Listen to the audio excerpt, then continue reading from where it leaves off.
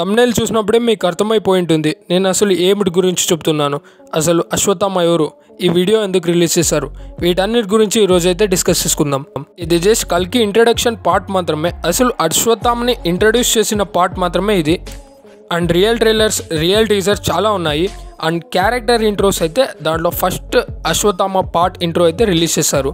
దాని గురించి ఇప్పుడైతే డిస్కస్ చేసుకుందాం. ఫస్ట్ ఆఫ్ ఆల్, సప్త చిరంజీవిలో ఒక్కడైన అశ్వత్థామ ఈ పాడుబడిన శివుని ఆలయంలో తపస్సు చేసుకుంటూ ఉంటాడు. మనకందరికీ తెలిసిందే అశ్వత్థామ గారు సప్త చిరంజీవిలో ఒక చిరంజీవి. అండ్ ఆ కథంతా ఇంకో వీడియోలో ఎక్స్ప్లెయిన్ చేస్తాను. ఇప్పుడు ఈ టాపిక్ గురించి మాట్లాడుకుందాం. ఓపెనింగ్ షాట్లో రాయా అని పిల్లవాడు అశ్వత్థామ దగ్గరికి వచ్చి మీరు ఎక్కడి నుంచి వచ్చారు, ఏం చేస్తున్నారు, మీ పేరేంటి అన్నంతా అడుగుతుంటాడు.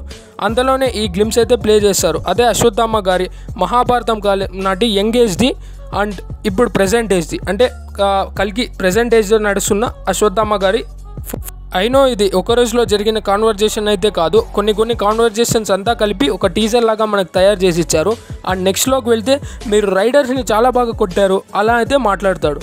ఇక్కడ రైడర్స్ అంటే విలన్స్కి సపోర్టివ్ రోల్గా ఉంటారు, వాళ్ళే రైడర్స్. మనకి టీజర్లో చూపించారు కదా ఫస్ట్ టీజర్లో. అండ్ ఇంకో కాన్వర్జేషన్ ఏంటంటే మీకు రైడర్స్ కొట్టిన దెబ్బలు అయితే ఉన్నాయి, మీరు చనిపోలేదా అని అడుగుతాడు. అంటే అశ్వత్థామ గురించి తెలిసిందే కదా, ఆయనకు తగిలిన గాయాలైతే ఆయనకు మానవు. ఇంకా ఆయన కలియుగం స్టార్టింగ్లోనే ఉన్నారు కాబట్టి ఆ శాపం ఇంకా తీరిండదు.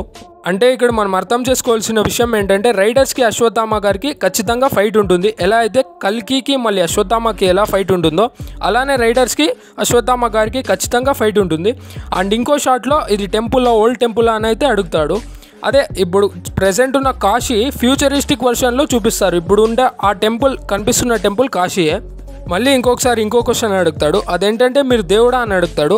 రాయా అలా అనుకోవడానికి రీజన్ ఏంటంటే అశ్వత్థామ గారి ఆ రేంజ్ హైట్ అండ్ ఆ గాయాలు చూసి, అదే గాయాలు క్యూర్ అవ్వకపోవడానికి రీజన్ చూసి అలా అడిగేశాడు. ఫైనల్గా అసలు నువ్వెవరు అని అడుగుతాడు. అప్పుడు వస్తుంది ఆన్సర్, నా లైఫ్లోనే ఇలాంటి షాట్. అండ్ అమితాబ్ బచ్చన్ గారి గ్రేస్ అయితే వేరే లెవెల్ ఈ షాట్లో.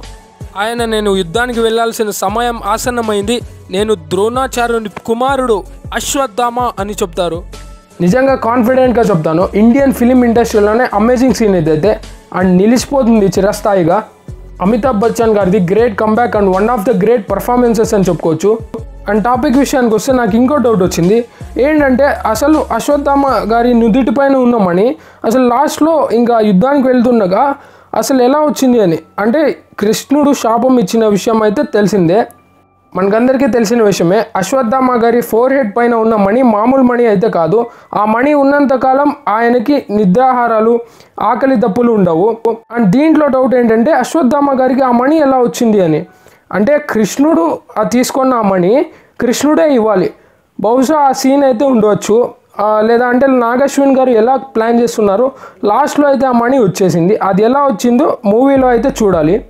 అండ్ ఇంకో డీటెయిల్ ఏంటంటే ఈ టీజర్లో ఈ విగ్రహం ఎవరితో కాదు, సాక్షాత్ ద్రోణాచార్యులు వాళ్ళదే. అండ్ మోస్ట్లీ అశ్వత్థామ గారికి కల్కికి జరగబోయే ఫైట్లో అయితే ఆ మనీ అయితే తిరిగి ఇచ్చే ఛాన్సెస్ అయితే ఉన్నాయి. ఏమో చూడాలి నాగి మావ ఏం ప్లాన్ చేశాడు. అండ్ స్క్రీన్ పైన కనిపిస్తున్న భాషలన్నీ కల్కి రిలీజ్ చేయబోయే భాషలే. అండ్ లాస్ట్లో రాయ అయితే అశ్వ అంకుల్ వెయిట్ ఫర్ మీ అని అయితే వెళ్తుంటాడు, అలా అయితే ఎండ్ చేస్తారు.